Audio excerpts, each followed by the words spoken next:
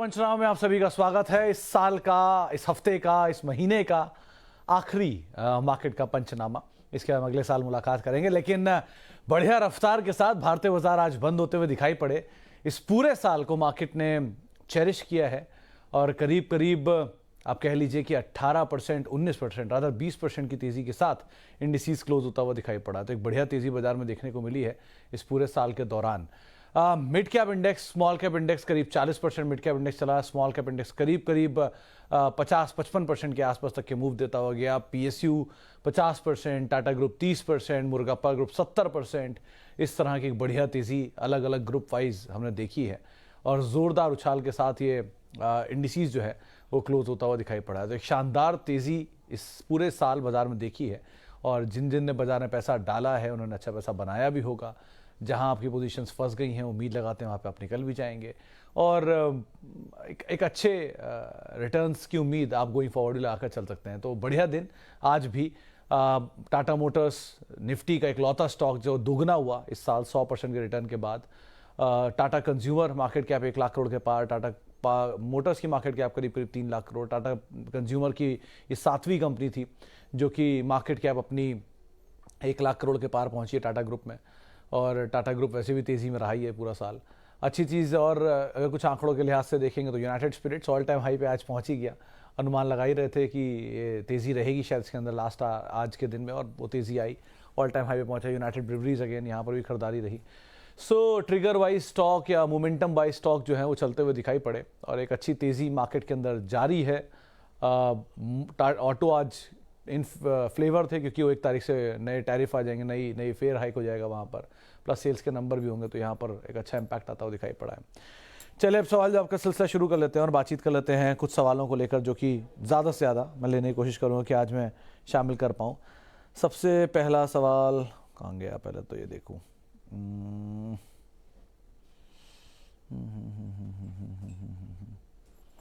अच्छा, पहले तो कुछ सवाल यूट्यूब पे आ गए, वहीं से शुरू कर लेते हैं।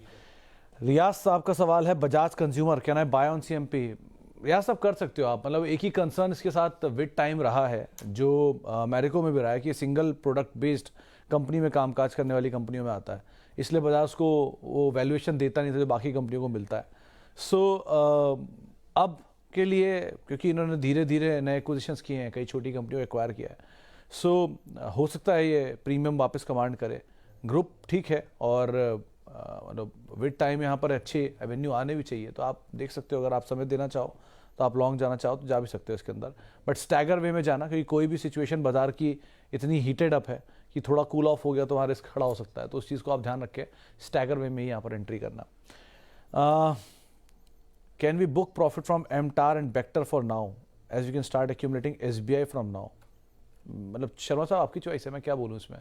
बेक्टर में भी स्टीम बाकी है, एमटार तो आज एक जानकार हमारे यहाँ बाय बोल के गए। मेरा कंसर्न ये है एमटार में कि लगातार प्रमोटर माल क्यों बेच रहा है, इतनी अच्छी कंपनी है तो। सो ये कंसर्न भले ही है, लेकिन आज हमारे एक दोपहर के शो में जानकार एमटार में बाइंग बोल के गए 2800 रुपये के टारगेट्स के लिए। सो आपको प्रॉफिट ले लेना चाहिए, इसमें कोई डिनाइल नहीं है, क्योंकि आप प्रॉफिट बना रहे हो और आप कुछ नया लेना चाह रहे हो तो आपके पास एक विकल्प भी है, तो वो तो कभी ना कभी आपको प्रॉफिट लेना ही है किसी ना किसी स्टॉक में हमेशा ही। सो बेटर इज थोड़ा कैपिटल फ्री कर लो और थोड़े शेयरों के साथ बने रहो ताकि जो पूरा जूस है वो भी आपको मिल पाए और आगे भी, और विकल्प खराब नहीं है। बेक्टर मुझे लगता है स्टीम भी बाकी है। SBI is a good option even, तो आप देख सकते हो अकॉर्डिंगली। थैंक यू धवन साहब, thank you. What is your view on IT sector now? Dhawan sir, मैं आईटी सेक्टर पे हमेशा से बुलिश हूँ, रादर बाजार पे ही बहुत बुलिश आदमी हूँ, तो मेरा व्यू अगर आप किसी एक सेक्टर पर्टिकुलरली पूछ रहे हो तो गलती होगा ये कहना, क्योंकि आई एम ऑप्टिमिस्टिक मैन, मुझे हमेशा तेज़ी दिखती है। लोअर लेवल पे मैं ऐड करता हूँ इन केस अगर कोई बोलता है तो, या हायर लेवल पे भी I keep on holding. So never selling a stock is a good option, sometimes work for me. So रही बात आईटी की, तो थर्ड क्वार्टर के नंबर बहुत फायरवर्क नहीं आएंगे, पहले बताता हूँ आपको। बिरला सॉफ्ट के नंबर तो खुद मैनेजमेंट बोल के गया है कि नंबर कमज़ोर आएंगे। लास्ट क्वार्टर के इंटरव्यू में आप ऑन रिकॉर्ड बोला उन्होंने, आप चेक कर सकते हो वहाँ पे। और टीसीएस वगैरह के केस में भी जहाँ पर बहुत ज़्यादा परफॉर्मेंस नहीं आई है वहाँ नंबर अगर फायरवर्क आ गए या उतने ख़राब नहीं आए तो शायद तेज़ी आए। टीसीएस मुझे लग रहा है कि शायद ख़राब नंबर बाजार बहुत देगा नहीं यहाँ से, और बहुत ज़्यादा रिएक्शंस के ख़राब नंबर्स पे आएगा नहीं, क्योंकि ऑलरेडी स्टॉक चला नहीं है और बायबैक प्राइसेस के नीचे है। सो कुछ सपोर्ट आना चाहिए यहाँ पर। सो फ्रंट लाइन आईटी में रिस्क कम है, वहाँ आप जा सकते हो। मिड कैप आईटी में रिस्क ज़्यादा है, वहाँ थोड़ा कॉशियस स्टांस रखना। बाजार में 20% रिटर्न इस साल आ गया है, हर साल रहता है ऐसा, उम्मीद मत लगाकर चलना। हर साल बाजार ऐसे 20% रिटर्न नहीं देता, कई बार नेगेटिव भी देता है। तो दोनों तरह के पिक्चर को ध्यान रख कर ये निवेश करिएगा। ओके, आगे बढ़ते हैं। और थैंक यू। आरबीजी ज्वेलर्स के आईपीओ अलॉटमेंट हुआ है, क्या करूं? बैंड में, बंद में, स्टेड, बाद में स्टेड, मतलब पटेल सर देखो, कल भी जब मैं एक दूसरा शो कर रहा था तो उसमें किसी ने मुझसे बोला था कि सेनको गोल्ड कंपनी वेस्ट की सबसे अच्छी कंपनी है, सबसे ज़्यादा गोल्ड ज्वेलरी वही ले आती है, बहुत ट्रेंड है, टाइटन में लोग नहीं आते हैं। I am not denying that. आप रीजन वाइज गोल्ड कंपनी में अगर जाओगे, साउथ में थंगा माइल खड़ा हुआ है सामने आपके, नॉर्थ में पीसी ज्वेलर के अंदर भी भीड़ दिख जाती है आपको, वेस्ट में सेनको गोल्ड है, नॉर्थ इधर आओगे टीवीजेड खड़ा हुआ है वेस्ट में। सो अलग अलग क्षेत्रों की जो रीजनल ज्वेलर्स हैं वो तो हमेशा से स्ट्रांग रहेंगे ही उस रीजन में। लेकिन जब आप पैन इंडिया पे आके काम करना शुरू करते हो या एक्सपोर्ट फ्रंट पर मार्केट ढूंढते हो, तो आपके सामने खड़ा होता है एक बड़ा प्लेयर जो कि आता है टाइटन। इसीलिए मैं हमेशा बोलता हूँ टाइटन, क्योंकि कोई भी नया निवेश भी अगर शुरू करने जा रहा है ज्वेलरी में और वो किसी छोटी कंपनी का निवेश शुरू कर देगा, तो आगे चल के अगर दिक्कत आती है तो दिक्कतें बढ़ सकती हैं। सो और रही बात ये आरबीजी की, तो आपने अगर अलॉटमेंट में आपको मिले हैं और आपने लिस्टिंग गेन के लिए लिया है तो लिस्टिंग गेन पे आप निकलिए। और अगर आपने लिस्टिंग गेन के लिए नहीं लिया है और आपने 6 महीने, साल भर, 2 साल, 5 साल के लिए रखने की सोची है, तो क्वार्टरली नंबर का वेट करिए। नंबर अच्छे आएंगे तो बने रहिए, नंबर खराब आएंगे तो निकल जाइए। बहुत सीधी सी गणित है। इसके लिए आप इतने दिन तक ये मत सोचिए कि मार्केट में स्टॉप लॉस जिनको लगता है कि उनका दुश्मन है, वो सबसे बड़ा उनका दोस्त होता है। अगर आप ट्रेडर हैं तो आपका लॉस सर्टेन हो जाता है, आपका कैपिटल फ्री हो जाता है। तो आपको ये नहीं सोचना चाहिए कि मेरा शेयर मैंने लिया था लिस्टिंग गेन के लिए और लिस्टिंग गेन नहीं मिला। सर, बाजार में आईपीओ में कोई गारंटी नहीं होती कि आपको मिला तो लिस्टिंग गेन आएगा ही आएगा। लिस्टिंग गेन की आजकल बाजार अच्छा चल रहा है इसलिए ऐसा ही चलता है, ये ज़रूरी नहीं है। बाजार अच्छा चला है क्योंकि ये एक ऐसा एक्सेप्शनल साल रहा है जो पिछले कई सालों में नहीं आया, इसलिए चला है। अगर ऐसा अगला साल नहीं होगा, होता इससे अच्छा हो, मैं नहीं कह रहा, लेकिन हमेशा ऐसा नहीं होता है। सो अच्छा दौर ही हमेशा देखने को मिले ज़रूरी नहीं है ना, बुरा दौर भी आएगा, तो उसके लिए भी तैयार रहिए। एंड लाइकवाइज आरबीजी में नंबर अभी आए नहीं है, 1 क्वार्टर 2 क्वार्टर के, तो मैं कैसे कुछ भी इस पर टिप्पणी करूँ। आईपीओ में तो सब कुछ अच्छा करके लाते ही हैं, तो कुछ भी कहना मुश्किल है उसके बारे में। तो इसलिए आप कॉल ले, अगर समय देना चाहते हो तो आप पहले नंबर देखो, उसके बाद कोई कॉल लेना। प्रोटीन पे आप लॉन्ग जा सकते हो। सर अभी एक रिपोर्ट भी आई थी गुरमीत सर 2-4 दिन पहले, अच्छे टारगेट्स थे इसमें। तो इनफैक्ट प्रोटीन सीडीएसएल में protein is better comparatively. CDSL की चल चुका है, 2 कंपनी, सीडीएसएल भी ख़राब नहीं है, अगर आपके पास है तो आप बने रहो, लेकिन नया निवेश चाह रहे हो तो protein is better. Recently target भी थे, मैं मिस कर रहा हूँ, शायद 2903 या क्या टारगेट्स थे, लेकिन एक रिपोर्ट भी आई थी 2-4 दिन पहले, आप ट्विटर पर ढूंढोगे मिल जाएगी आपको। आरती इंडस्ट्रीज़ में ऐड करूं क्या? आरती अगर नीचे मिले दीपक सर तो ऐड करो, आईएक्स चल चुका है, थोड़ा बहुत आईआरसीटीसी चलने की बातचीत है बाजार में, अगर आप चाहो तो उसको एक बार को ऐड कर सकते हो, लेकिन थोड़ा पिक एंड चूज़ करना ध्यान से, क्योंकि पीएसयू बहुत भागा हुआ है, ये पीएसयू में सबसे कम चले हुए शेयरों में से एक है, इसलिए चल सकता है, यही एक ट्रिगर दिख रहा है।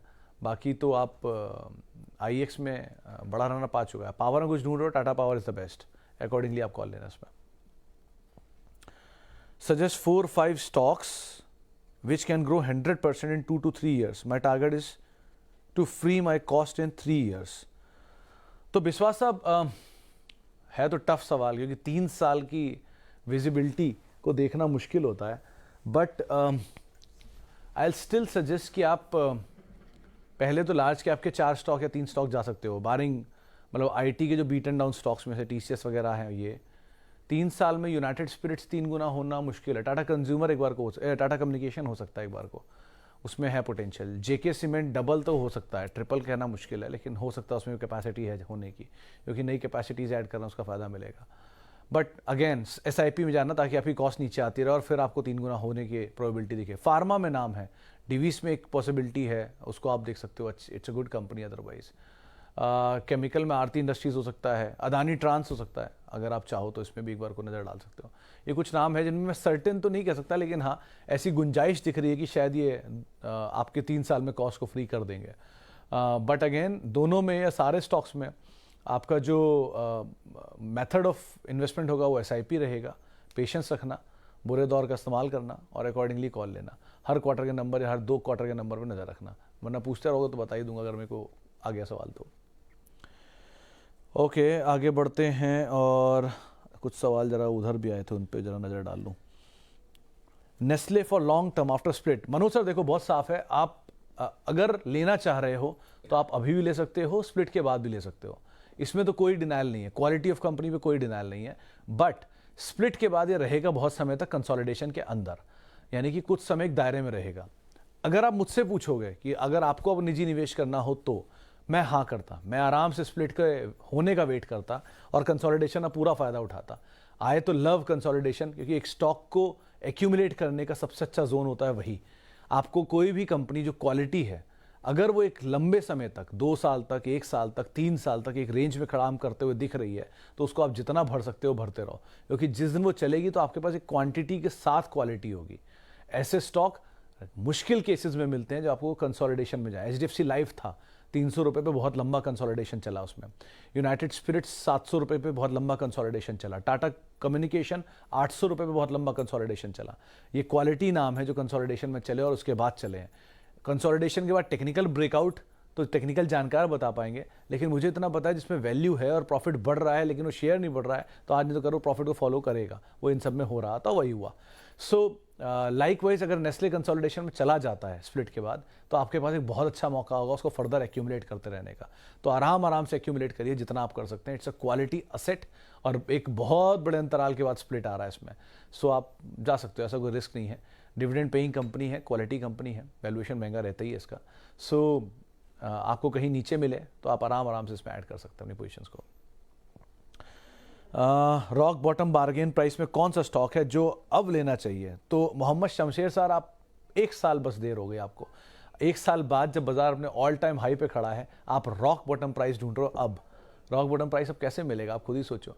जब कोई चीज़ पीक पर खड़ी है पूरा बाजार, तो रॉक बॉटम प्राइस तो नहीं मिल सकता। रॉक बॉटम प्राइस था कोरोना का टाइम, जब किसी की हिम्मत नहीं थी लेने की, या इवन अदानी जब अभी वो फरवरी में हिंडनबर्ग रिपोर्ट आई थी, तब किसी को वैल्यूएशन नहीं दिख रहे थे, तब किसी को फंडामेंटल नहीं दिख रहे थे, सिर्फ खराब नहीं रिपोर्ट ही। इवन टाटा मोटर 60 रुपये पे जब था तो किसी को उसके वो नहीं दिख रहे थे फंडामेंटल। तो ऐसे बुरे दौर में जब भी कोई खबर कंपनी आए, उसका फ़ायदा उठा के आप फैसला ले सकते हो। थोड़े दिन पहले डिवीस आया था 3300 रुपये, 3200 रुपये। डॉक्टर रेड्डी आया था 5500 रुपये।